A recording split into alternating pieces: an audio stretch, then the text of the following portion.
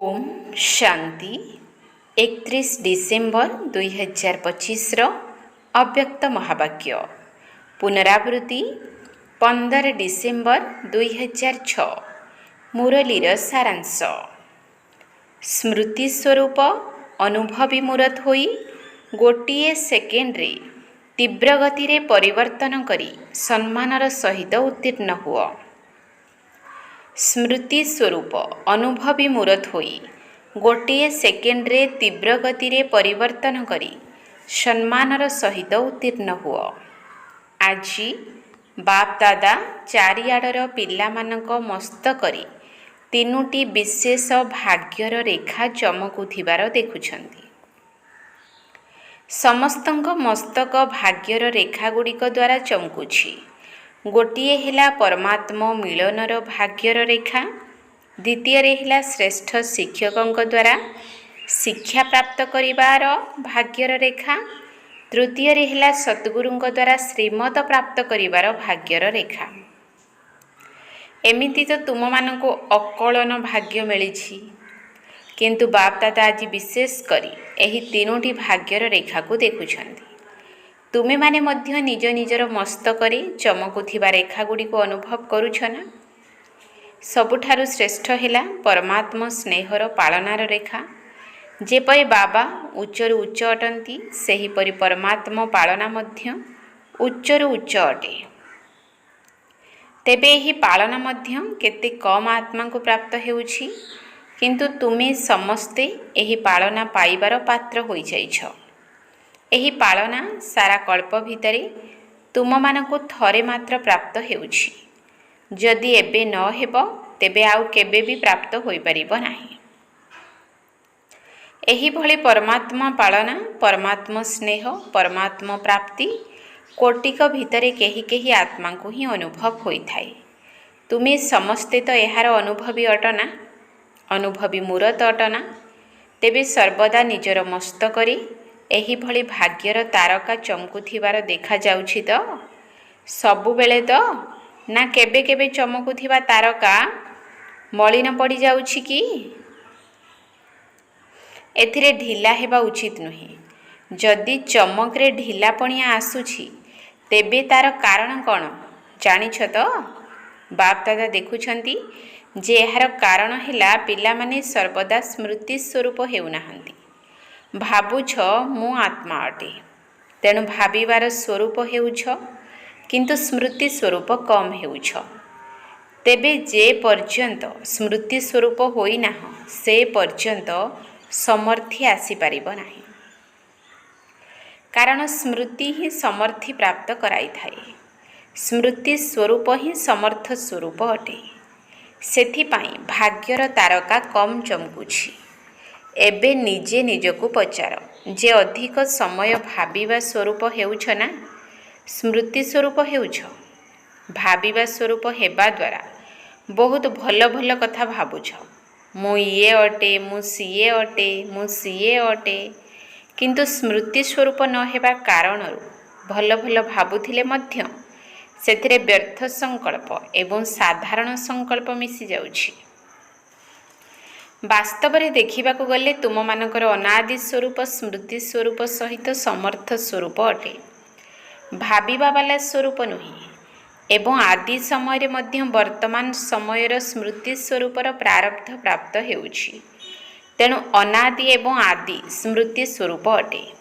एवं एही संगम जुगर अंतिम समय मध्य तुमे समस्ते स्मृति स्वरूप हेउछ। तेणु आदि अनादि एवं अंतिम तीनोटी जाक काल स्मृति स्वरूप अट। भाविबार स्वरूप नुहे।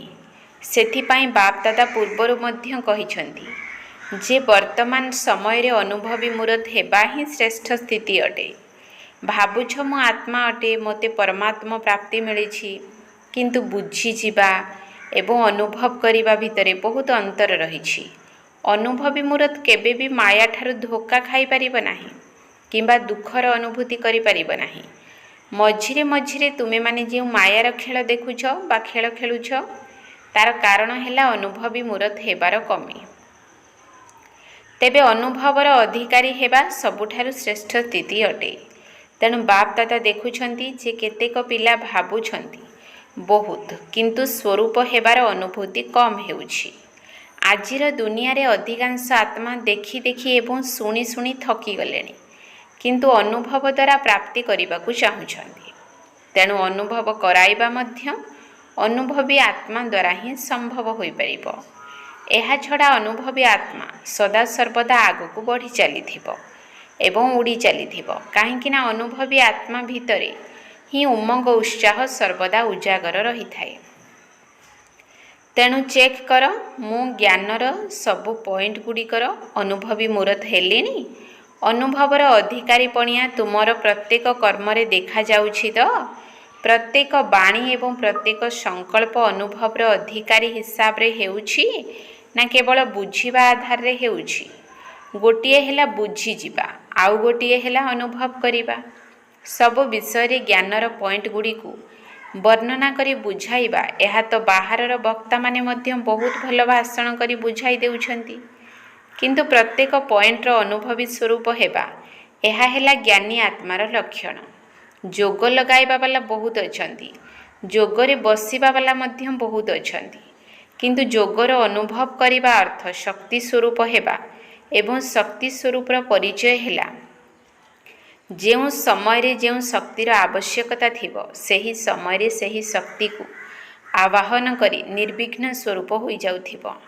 जदि गोटिए भी शक्तिर कमी रही थिबो वर्णना करुथिबो किंतु स्वरूप होई नथिबो तेबे भी समय अनुसार धोखा खाई परिबो। आवश्यकता थिबो सहन शक्तिर किंतु तुमे व्यवहार करुथिबो सामना करिवार शक्ति को, तेबे तुमको जोगयुक्त अनुभवी स्वरूप कुहाजिबो नाही। तेबे चारोटी जाक विषय रे स्मृति स्वरूप बा अनुभवी स्वरूपर लक्षण कौन होइथिबो? स्थिति रे निमित्त भाव, वृत्ति रे सर्वदा शुभ भाव, आत्मिक भाव, निस्वार्थ भाव, वायुमंडल रे बा संबंध संपर्क रे सर्वदा निर्माण भाव एवं वाणी रे सर्वदा निर्मल वाणी। एही सबु विशेषता गुड़िक अनुभवी मूरत आत्मार सबु समय रे स्वाभाविक चरित्र होइथिबो, अर्थात स्वाभाविक भावरे चरित्र रे देखा जाउथिबो। तेबे केतेक पिला केबे केबे कहउछंती जे आमे चाहू नाहु जे एभली करिबु किंतु एहा हमर पुराना नेचर अटे। तेणु जहा नेचर अर्थात स्वभाव रे परिणत होई जाइथिबो ताकू भाबिबाकू पड़िबो नाही, किंतु नेचर आपे आपे सेही भली कार्य कराई नेबो। तेणु निजे निजको चेक कर मोर स्वाभाविक नेचर कौन। जदि कौनसी भी पुराना नेचर अंश मात्रा रे मध्य रही थिबो तेबे सबु समय रे ताहा कार्य करिबा द्वारा पक्का संस्कार पलटि छिबो। तेणु सेही पुराना नेचर को पुराना स्वभाव को पुराना संस्कार को समाप्त करिबा को मध्य चाहूछ किंतु करि पारुना। एहार कारण कौन? ज्ञानी तो सबुथिरे होई जाइछ किंतु जहा को चाहूछ एहा हेबा उचित नुही ताहा होई जाउछि। तेबे एहार कारण कौन? परिवर्तन करिवार शक्ति कम अछि। अधिकांश पिलांक भितरे देखा जाउछि जे परिवर्तन करिवार शक्ति को बुझिछंती मध्य वर्णना मध्य करूछंती। जदि समस्तंको कुहाजिबो परिवर्तन करिवार शक्ति विषय रे लेखि करी आण बा भाषण कर तेबे बाप दादा जानिछंती सेथिरे समस्ते बहुत बुद्धिमान अटंती, बहुत भल भाषण मध्य करि परिबे, लेखि मध्य पारिबे। जदि केही आसुछ तेबे ताकू भल भाबरे मध्य बुझाई देउछंती, चिंता कर नाही परिवर्तन करि दियो। किंतु निज भितरे परिवर्तन करिवार शक्ति केते अछि? तेबे वर्तमान समयर महत्व को जानिथिबा कारणरु निजको परिवर्तन करिबारे एबे समय लगाइबा उचित नुहे। गोटिए सेकेंड भितरे परिवर्तन करिवार शक्ति काम करिबा दरकार, काहेकि ना जेहेतु तुमे बुझी पारुछ जे एभली हेबा उचित नुहे, तेणु बुझी पारुथिले मध्य जदि परिवर्तन करि पारुना तेबे तार कारण कौन? भाबुछ किंतु स्वरूप हेउना। सारा दिन भितरे भाबिबा स्वरूप अधिक समय हेउछ, किंतु स्मृति स्वरूप तथा समर्थ स्वरूप हेबारे अधिकांश पिलांकर कमी रहिछि। एबे तीव्र गति रे तीव्र पुरुषार्थ करिवार समय साधारण पुरुषार्थ करिवार समय नुहे। तेबे गोटे सेकेंड्रे परिवर्तन हेबार अर्थ है स्मृति स्वरूप द्वारा गोटे सेकेंड्रे निर्विकल्प स्थिति तथा व्यर्थ संकल्परू मध्य निवृत्त हेबार स्थिति। काहींकि जानिछ तुमे माने समाप्तिर समय को पाखे आनिबार निमित्त अट। तेबे वर्तमानर समयर महत्व अनुसारी जेहेतु तुमे माने जानिछ जे प्रति पादरे पदमर रोजगार जमा हेबार एही समय अटे, तेबे जमा को वृद्धि करिवार कथा तो तुम बुद्धि रे रहिछि, किंतु हराइबार कथा गुड़ी को मध्य बुद्धि रे रख।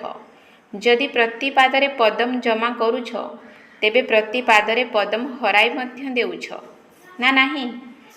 तेबे वर्तमान मिनिट र कथा मध्य गलानी। अन्य मानक कहूछ ना गोटे मिनिट शांतिर अनुभूति कर, किंतु तुम मानक पई सेकेंड र कथा हेबा उचित।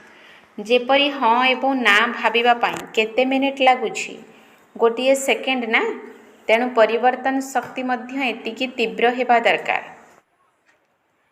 जदि बुझीगल ठीक अटे कि भूल अटे तेबे भूल को बिंदु लगाइबाकू हेबो एवं ठीक को कार्यकारी करिबाकू हेबो। एबे बिंदुर महत्व को कार्य लगाओ। तीनोटी बिंदुर रहस्य तो जानिछ ना, तेणु बिंदु को यथा समय कार्य लगाओ। जेपरि वैज्ञानिक माने सबु कथारे तीव्र गति करुछंती एवं परिवर्तन शक्ति को मध्य अधिक कार्य लगाउछंती, सेहीपरि शांतिर शक्तिर अधिकारी आत्मा माने मध्य एबे लक्ष्य रख।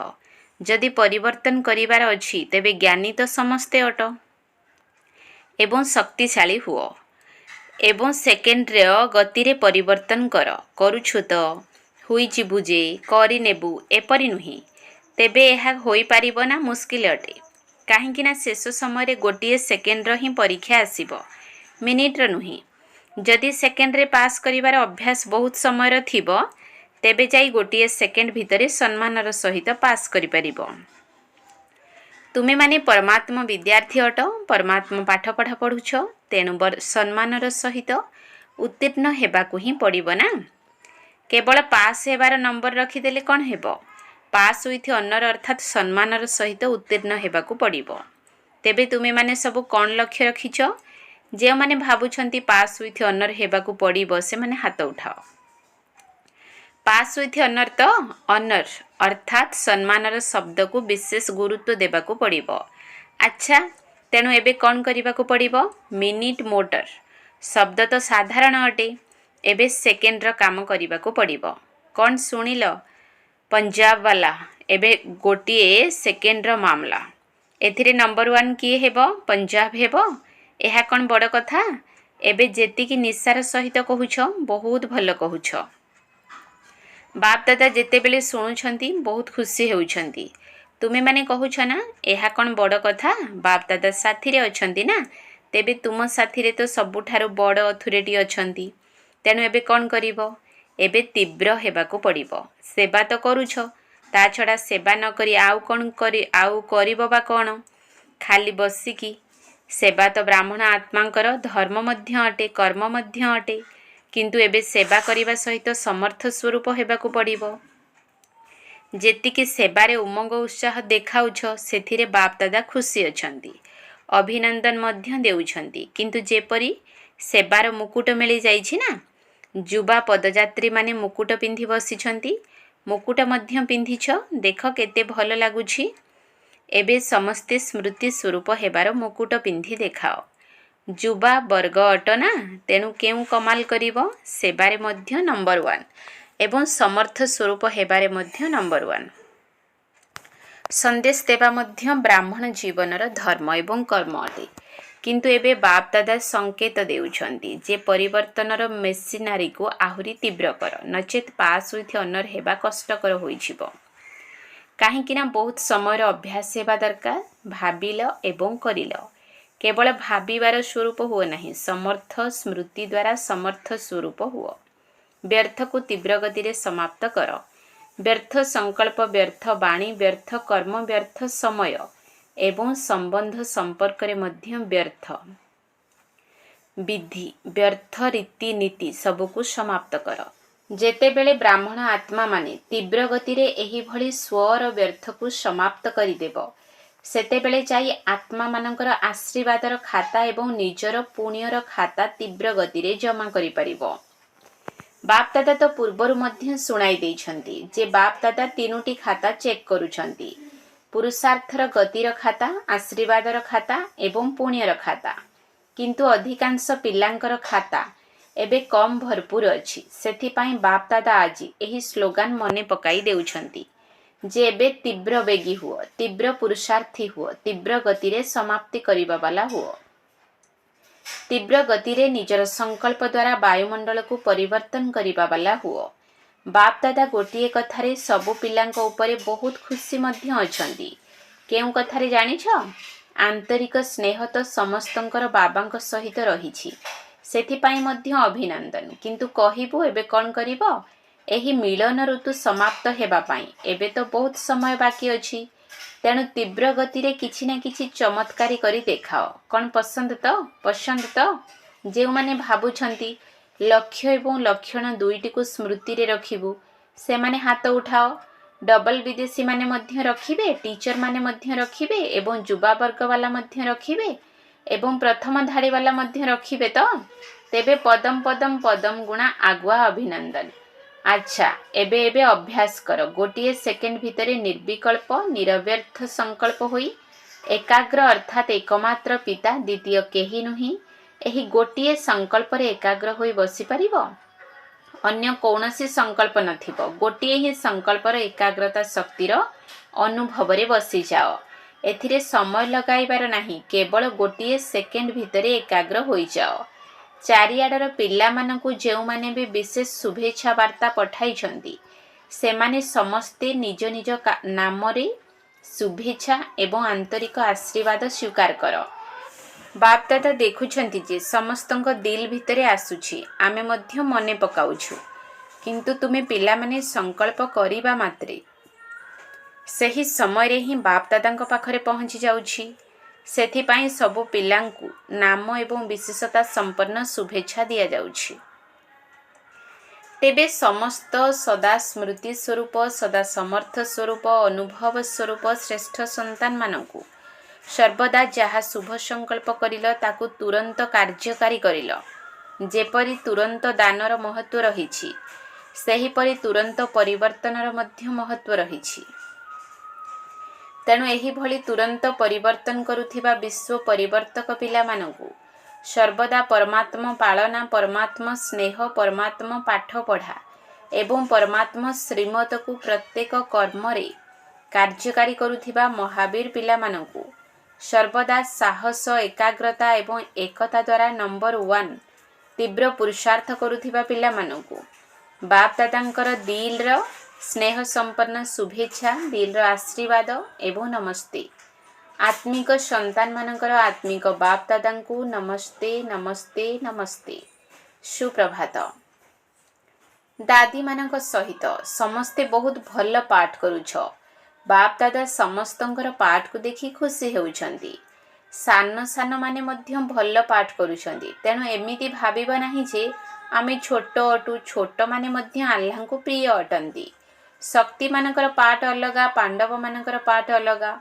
ପାଣ୍ଡବମାନେ ନଥିଲେ କାମ ଚଳିବ ନାହିଁ କିମ୍ବା ଶକ୍ତିମାନେ ନଥିଲେ ମଧ୍ୟ କାମ ଚଳିବ ନାହିଁ। ସେଥିପାଇଁ ଭାରତରେ ଚତୁର୍ଭୁଜର ସ୍ମାରକୀ ରହିଛି।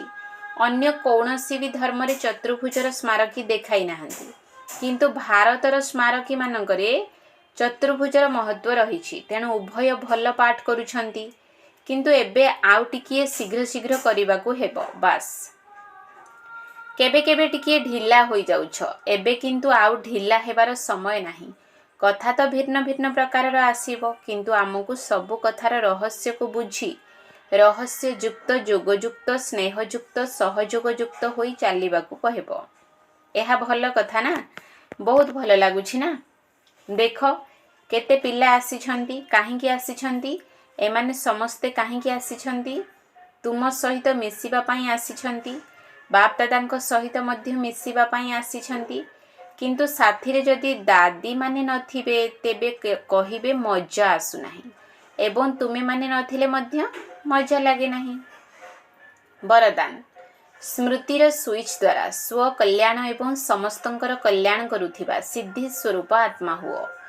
ସ୍ମୃତିର ସୁଇଚ୍ ଦ୍ୱାରା ସ୍ୱ କଲ୍ୟାଣ ଏବଂ ସମସ୍ତଙ୍କର କଲ୍ୟାଣ କରୁଥିବା ସିଦ୍ଧି ସ୍ୱରୂପ ଆତ୍ମା ହୁଅ। ସ୍ଥିତିର ଆଧାର ହେଲା ସ୍ମୃତି।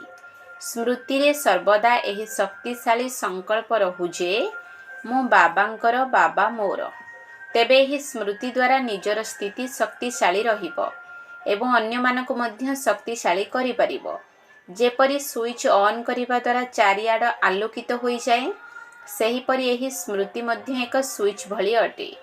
ସର୍ବଦା ସ୍ମୃତି ରୂପୀ ସୁଇଚ୍ ପ୍ରତି ଧ୍ୟାନ ଦେବା ଦ୍ୱାରା ନିଜର ଏବଂ ସମସ୍ତଙ୍କର କଲ୍ୟାଣ କରିଚାଲିବ। ଯେହେତୁ ନୂଆ ଜନ୍ମ ପାଇଛ, ତେଣୁ ସ୍ମୃତିଗୁଡ଼ିକ ମଧ୍ୟ ନୂଆ ହେବା ଦରକାର। ତେଣୁ ସମସ୍ତ ସବୁ ପୁରୁଣା ସ୍ମୃତିକୁ ସମାପ୍ତ କରିଦିଅ। ଏହି ବିଧି ଦ୍ୱାରା ସିଦ୍ଧି ସ୍ୱରୂପର ବରଦାନ ପ୍ରାପ୍ତ ହୋଇଯିବ। ସ୍ଲୋଗାନ: ଅତୀନ୍ଦ୍ରିୟ ସୁଖର ଅନୁଭୂତି କରିବା ପାଇଁ ନିଜର ଶାନ୍ତ ସ୍ୱରୂପ ସ୍ଥିତିରେ ସ୍ଥିତ ରୁହ। ଅତୀନ୍ଦ୍ରିୟ ସୁଖର ଅନୁଭୂତି କରିବା ପାଇଁ ନିଜର ଶାନ୍ତ ସ୍ୱରୂପ ସ୍ଥିତିରେ ସ୍ଥିତ ରୁହ। ଅବ୍ୟକ୍ତ ଇଶାରା: ଯଦି ସହଜ ଯୋଗୀ ହେବାକୁ ଚାହୁଁଛ, ତେବେ ପରମାତ୍ମା ସ୍ନେହର ଅନୁଭବୀ ହୁଅ। ବାପ୍ ଦାଦା ପିଲାମାନଙ୍କର ପ୍ରେମର ବନ୍ଧନରେ ବାନ୍ଧି ହୋଇଛନ୍ତି। ସେଥିରୁ ବାହାରି ଯିବା ପାଇଁ ଚାହିଁଲେ ମଧ୍ୟ ବାହାରି ପାରିବେ ନାହିଁ। ସେଥିପାଇଁ ଭକ୍ତି ମାର୍ଗରେ ମଧ୍ୟ ବାନ୍ଧିବାର ଚିତ୍ର ଦେଖାଇଛନ୍ତି। ବାସ୍ତବରେ ପିଲାମାନଙ୍କର ପ୍ରେମର ବନ୍ଧନରେ ଅବ୍ୟକ୍ତ ହୋଇଥିଲେ ମଧ୍ୟ ବାନ୍ଧି ହେବାକୁ ପଡ଼ୁଛି। ବ୍ୟକ୍ତ ଥିବାବେଳେ ମୁକୁଳିବାକୁ ଚାହିଁଲେ ମଧ୍ୟ ମୁକୁଳି ପାରିନଥିଲେ, କାରଣ ଏହି ପ୍ରେମର ରଶି ବହୁତ ମଜବୁତ ଅଟେ। ତେଣୁ ଏହିଭଳି ପ୍ରେମ ସ୍ୱରୂପ ହୋଇ ପରସ୍ପରକୁ ପ୍ରେମର ରଶିରେ ବାନ୍ଧି ନିକଟ ସମ୍ବନ୍ଧର ବା ଆପଣାପଣିଆର ଅନୁଭୂତି କରାଅ। ଓମ୍ ଶାନ୍ତି।